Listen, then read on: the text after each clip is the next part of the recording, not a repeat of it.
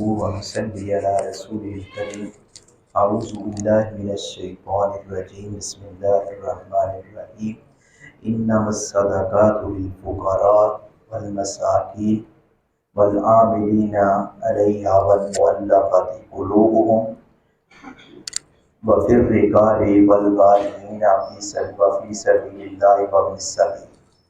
حضرات گرامی، زکوٰۃ صدقات اکٹھا کرنے والی تنظیمیں، این جی اوز، ادارے بڑے سرگرم عمل ہیں، اور اس میں کئی ایک گلوکار، اداکار، فنکار بھی زکوٰۃ ادا کرنے میں وصول کرنے میں پیش ہیں، جن کو اس بات کا علم ہی نہیں ہے کہ یہ زکوٰۃ کے مصارف کون سے ہیں، جن کو یہ پتہ ہی نہیں ہے کہ زکوٰۃ کس کو لگتی ہے اور زکوٰۃ کن سے وصول کی جاتی ہے، کن پر خرچ کی جاتی ہے، تقسیم کی جاتی ہے، اور اس کا نصاب کیا ہے۔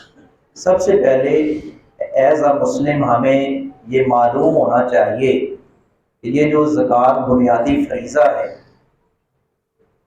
اس پہ میں کتنا علم رکھتا ہوں، کتنی مہارت یا دسترس رکھتا ہوں، اور جس مسئلے کا علم ہے مجھے وہ تو ٹھیک ہے، اس کو سنت کے مطابق ادا کروں اور اپناؤں، اور جس کا پتہ نہیں ہے وہ پوچھوں، حساب کتاب لگاؤں اپنے دکان کا، اپنے کاروبار کا، اور پھر وہ زکوٰۃ ادا کروں۔ اب سورہ توبہ میں اللہ رب العزت نے زکوٰۃ کے مصارف بیان کیے ہیں کہ زکوٰۃ کس کس جگہ پر دی جا سکتی ہے، اور یہ بھی رسول اکرم صلی اللہ علیہ وسلم نے واضح طور پر فرما دیا ہے کہ فلاں کو زکوٰۃ نہیں لگتی، فلاں کو زکوٰۃ نہیں لگتی، واضح کر دیا گیا ہے۔ اب سب سے پہلے انما الصدقات للفقراء، فقیروں کو زکوٰۃ لگتی ہے۔ ایک ہے فقیر آج کل ہمارے یہاں رسمی اور پیشہ ور جو چلتے رہتے ہیں سارا سال، اینا دینا چاہ کے ذرا کام زیادہ چوک دیتے ہیں، ان کی طرف متوجہ ہونے کی ضرورت نہیں ہے۔ جو پیشہ ور ہے، آپ کو پتہ ہے کہ اس کو میں عرصہ دراز سے کئی سالوں سے دیکھ رہا ہوں، آ رہا ہے، جا رہا ہے، ہٹا کٹا ہے، صحت مند ہے، تندرست ہو، توانا ہے، اس کو قطعاً زکوٰۃ نہ دیں۔ ایسے لوگوں کی حوصلہ افزائی نہیں کرنی چاہیے، بس جھڑکنا بھی نہیں ہے۔ بعض لوگ ٹوٹ کے بہ جاتے ہیں، وَأَمَّا السَّائِلَ فَلَا تَنْهَرْ، سائل کو جھڑکنا نہیں ہے، یہ قرآن نے اصول بتا دیا ہے۔ نبی اکرم صلی اللہ علیہ وسلم کے پاس دو شخص آئے، اللہ کے رسول آپ زکوٰۃ تقسیم کر رہے ہو، مجھے دیں، ہمیں دیں۔ آپ نے فرمایا تندرست کو زکوٰۃ، جو تندرست و توانا اس کو زکوٰۃ نہیں لگتی، جو مالدار ہے اس کو زکوٰۃ نہیں لگتی۔ اگر یہ ان دونوں چیزوں میں سے ایک یا دونوں میں سے آپ محروم ہیں تو پھر آپ کو میں دے دیتا ہوں۔ اسی طرح نبی صلی اللہ علیہ وسلم تحقیق کرنی چاہیے جہاں تک بس چلتا ہے، بہت چلے بریکی میں تو نہیں، موٹا موٹا ہمیں جاننا چاہیے، اور جس کو ہم بار بار جانتے ہیں، جس کا کام ہی یہی ہے کہ مال اکٹھا کر رہے ہیں، اور رسول اکرم صلی اللہ علیہ وسلم نے فرمایا جو اس کام پہ لگا ہوگا بس مال اکٹھا کروں اور لیتا چلا جا رہا ہے، اپنا گھر بھرتا چلا جا رہا ہے، آنے والی نسلوں کا بھی بلکہ سوچ رہا ہے۔ آپ صلی اللہ علیہ وسلم نے فرمایا وہ مال ہی اکٹھا کر رہا ہے، جہنم کے انگارے اکٹھا کر رہا ہے۔ فَلْيَسْتَكْثِرْ فَلْيَقِلْ أَوْ لْيَكْثِرْ، وہ چاہے تھوڑے انگارے اکٹھے کر لے، چاہے زیادہ اکٹھے کر لے، وہ جہنم کی آگ اکٹھی کر رہا۔ اور ان پیشہ وروں کے بارے میں رسول اکرم صلی اللہ علیہ وسلم نے فرمایا تھا کل قیامت کا دن ہوگا، اللہ کے دربار میں آئیں گے، جسم پر گوشت نہیں ہوگا، ہڈیوں کا ڈھانچہ ہوگا، ایک عجیب سی اور ڈراؤنی سی کی کیفیت ہوگی، دور سے پتہ چل جائے گا یعنی کہ یہ وہ لوگ ہیں جن کا کام یہی تھا مانگنا، پھیرا پھیری، فراڈ، وہ مسجد کے نام پر، وہ مدرسے کے نام پر، وہ اپنی ذات کے نام پر فراڈ ہے، وہ اللہ رب العزت کے یہاں ایسا بندہ جواب دے۔ بعض لوگ سمجھتے ہیں کہ ان کی بد دعا لگ جاتی ہے، بد دعا نہیں لگتی، بد دعا نہیں لگتی، آپ نے اس پر ظلم نہیں کیا۔ ایک بندہ تندرست ہے، آپ نے نبی صلی اللہ علیہ وسلم والا انداز اپنایا ہے کہ بھائی اللہ نے تجھے صحت دی، اپنایا کر، کمایا کر، تو یہ آپ نے اس کو بد دعا نہیں دی، ایک اچھا مشورہ دیا، علیحدگی میں مشورہ دیا ہے۔ نبی صلی اللہ علیہ وسلم نے اس شخص کو جس کے پاس گھر میں صرف ٹاٹ اور پیالہ تھا، آپ نے بولی لگائی تھی، یہ کون خریدے گا؟ کسی نے کہا جی میں 1 درہم میں، آپ نے فرمایا نہیں، بولی کم لگائی ہے، یہ بولی اس طرح کی جائز ہے۔ بعض بولیاں ناجائز ہیں، آج کل بڑی بڑی نئے سٹائل اپنائے جاتے ہیں کاروبار کے نام پر، بزنس کے نام پر، اور کئی ایک کمپنیاں ہیں جو سودی کاروبار کرتی ہیں، جو جوے والا کھیل کھیلتی ہیں اور لوگوں کو کھلاتی ہیں، ان سے بچنا چاہیے۔ تو نبی صلی اللہ علیہ وسلم ایک شخص کھڑا ہوا، اللہ کے رسول میں 2 درہم میں لوں گا، آپ نے اس کو دے دیا، اور 1 درہم کا فرمایا یہ لو راشن لے لو اور گھر دے جاؤ، اور دوسرے درہم کا آپ نے فرمایا کلہاڑا منگوایا، اور کلہاڑے میں آپ نے خود اپنے دستے مبارک سے اس کو دستے کو کلہاڑے میں ایسے فٹ کیا، اس کو ٹھونسا اور فرمایا لے جاؤ جنگل میں چلے جاؤ، مجھے 1 مہینہ نظر نہ آنا۔ وہ شخص مالدار تھا۔ یہ نبی صلی اللہ علیہ وسلم کی اصلاح کا بڑا خوبصورت انداز ہوتا تھا۔ تو پیشہ ور آئے اور غیر اللہ کے نام پر مانگے یا پیشہ ور ہو، ان سے گریز کریں، یوں مظلوم کی بد دعا لگتی ہے۔ آپ نے اس پر کوئی ظلم نہیں کیا، آپ نے اس کو ایک اچھا مشورہ دیا ہے۔ ہاں کبھی عزت بچانے کے لیے جب 5 7 10 لوگ بیٹھے ہوئے مانگنے والا آئے، اور بھائی چلا جا، وہ پھر میاں صاحب دی چودھری صاحب دی جڑی نا لا پا بھی کر دیتا، تھوڑا سا پھر خیال بھی کرنا پڑتا ہے کہ دیکھو جانچ چڑھائی کسی طریقے کا۔ لیکن بہت سارے ایسے ہیں شرکیہ نعتیں پڑھ رہے ہیں، شرکیہ جملے بولتے ہیں، جتنا شرک ان سے بکا جاتا ہے بکتے ہیں اور مانگتے ہیں، اور ہم کہتے ہیں نہیں جی اس کو دیں، بے شک وہ گھوڑے پر سوار ہو کر آیا۔ یہ روایت سند کے اعتبار سے درست نہیں ہے۔ اسی لیول کی ایک اور روایت ہے، حضرت عمر فاروق رضی اللہ تعالیٰ عنہ نے ایک شخص کو دیکھا جو گھوڑے پر مانگ رہا تھا، سوار ہو کر ہے، گھوڑا پکڑ لیا، فرمایا ہوں جا ہوں تو چنگا لگ رہا مانگ رہا ہے۔ شاید وہ یقیناً وہ اس کی حالت کو جانتے ہوں گے، وہ پیشہ ور ہوگا۔ تو یہ چیک کرنا چاہیے ہمیں جہاں تک ہمارا بس چلتا ہے۔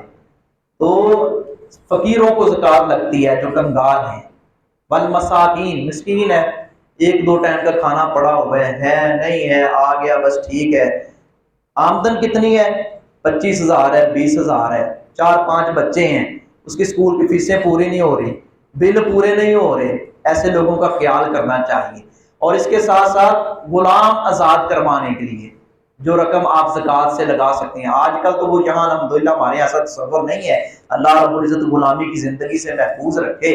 اور اس کی تفسیر میں ہی مفسرین نے لکھا ہے کوئی بندہ ناجائز مقدمے میں پھنسا ہے، آپ سمجھتے ہیں دیانتداری کے ساتھ یہ واقعتاً مظلوم ہے، اس کے لیے جو آپ اس کی رہائی کے لیے جد و جہد اور کاوش کر رہے ہیں، وہ زکوٰۃ کا مال اس کے لیے آنے جانے کے لیے یا کسی کو دینے کے لیے وہ لگایا جا سکتا ہے۔ صرف کوشش یہ ہو رہی ہے کہ مظلوم کو رہا کروا دیا جائے، گردنیں آزاد کروانا، یہ بات آ گئی۔ اور اس کے ساتھ ساتھ اللہ رب العزت نے فرمایا والغارمین، مقروض ہے، دیکھیں دائیں بائیں، میرا رشتہ دار ہے، وہ کوئی بھی ہو، آپ کا ہو میرا ہو، فلاں رشتہ دار ہے غریب ہے، تنخواہ بہت کم ہے، اور علاج معالجے پر گھر کے اخراجات اس قدر ہیں، اور نظر نہیں آتا یار اس نے 4 5 لاکھ دینا، یہ کیسے ادا کرے گا؟ اس کا قرض زکوٰۃ میں سے ادا کیا جا سکتا ہے۔ وفی سبیل اللہ وابن السبیل، مسافر ہے، مسافر، وہ مسافر بے شک وہ لاکھوں پتی کروڑوں پتی سفر پہ نکلا ہے، جیب کٹ گئی ہے، اب آگے پیچھے ہونے کے لیے سفر لمبا ہے، اس کے پاس زیادہ راہ نہیں ہے، اس کو کچھ نہ کچھ دیا جائے، کم از کم وہ اپنی منزل مقصود تک پہنچ جائے، یہ زکوٰۃ میں سے دیا جا سکتا ہے۔ اور اسی طرح وفی سبیل اللہ، اس کا دائرہ کار وسیع ہے، اس میں مجاہدین ہیں، جیسے فلسطین کے اندر ظلم ہو رہا ہے، ان مجاہدین کی معاونت کرنے والی مذہبی تنظیمیں، ان کے رابطے ہیں جو ان فلسطین کے ساتھ جو اپنا بارڈر لگتی ہیں، فلسطین کے ساتھ جو ہمسائے ممالک ہیں مسلم ممالک، ان کے تھرو امداد جا رہی ہے، جماعت اسلامی اچھے لیول پہ کام کر رہی ہے، مرکزی جمعیت اہل حدیث اچھے لیول پہ کام کر رہی ہے، لوگوں کو سامان بھیج رہی ہے، فلسطین میں پہنچ رہے ہیں، ذرائع ہیں، کیونکہ یہ مذہبی لوگوں کا ایک طریقہ کار مذہبی تنظیموں کا بڑا اچھا ہوتا ہے، تو یہ مجاہدین اس میں آتے ہیں۔ اور پھر اسی طرح اپنا دینی مدارس آتے ہیں جو اسلام کے قلعے ہیں، جو دن رات شرک و بدعات کے خلاف جہاد کرتے ہیں۔ تو یہ اللہ رب العزت نے زکوٰۃ کے جو 8 مصارف بیان کیے ہیں، زکوٰۃ انہی مصارف پر دی جائے۔ اور اسی طرح سید کو زکوٰۃ نہیں لگتی، صحیح، کئی بندے کہتے ہیں دسنا ضروری ہے، کوئی دسنا ضروری نہیں، جڑا غیرت مند ہوئے نا، خوددار ہوئے، پوچھ لیتا بھائی کی چکر ہے۔ ہمارے ایک گاؤں میں قاری صاحب ہوتے تھے، کہتے ہیں 20,000 روپے مجھے ایک بندے نے لا کے دیا، میں نے پوچھا یہ کس چیز کا ہے؟ تھوڑی خدمت ہے، زکوٰۃ دیتے نہیں؟ ہاں زکوٰۃ دیتے، لے جاؤ۔ ایسی خوددار شخصیات موجود ہیں الحمدللہ۔ ज़कात मस्जिद के खतीब को नहीं लगती, ज़कात इमाम को नहीं लगती, ज़कात मुदर्रिस को नहीं लगती, असल माल से दे।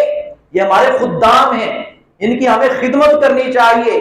और वो सहाबी रसूल जो कहते हैं मेरे पास बड़े अच्छे अच्छे लिबास, उम्दा लिबास थे, लेकिन मेरे पीछे नमाज पढ़ने वाली एक खातून मेरे लिए लिबास लेकर आई, ये हमारे कारी साहब का जो इमाम मस्जिद है, ये उनका लिबास है। कहते मुझे बड़ी खुशी हुई।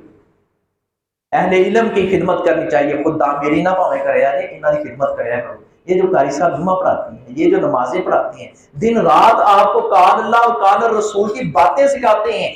ये अल्लाह के रास्ते में निकले हुए हैं, इनको मजबूत कीजिए। इनकी तनख्वाहें बहुत कम हैं और ये सच्ची बात है, ये लोग दीन के खुद्दाम सरमाया है हमारा। इसलिए अब ज़कात के मसाइल पूछें, हिसाब किताब लगाएं।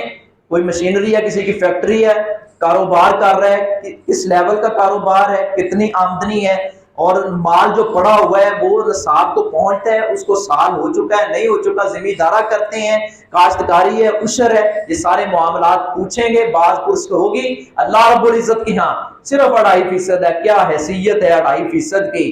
तो आइए हम अपने माल को पाक करें ताकि हम अल्लाह रब्बुल इज्जत के यहाँ सुरखरू हो सके। मामा अली के अंदर